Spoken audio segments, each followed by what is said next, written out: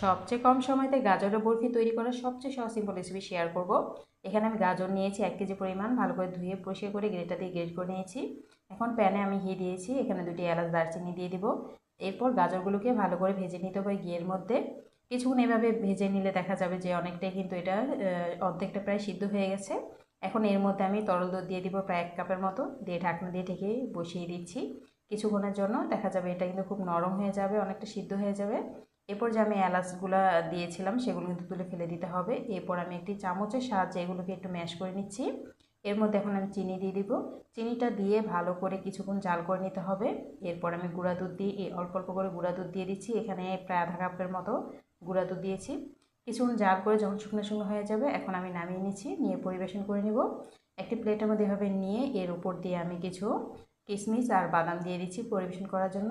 এখন ঠান্ডা করে এটাকে কেটে আপনি কিন্তু খুব সহজে পরিবেশন করতে পারেন। চাইলে এই শবে বরাতে কিন্তু বানিয়ে দেখতে পারেন। কেমন হয়েছে অবশ্যই কমেন্টসে জানিয়ে দিন।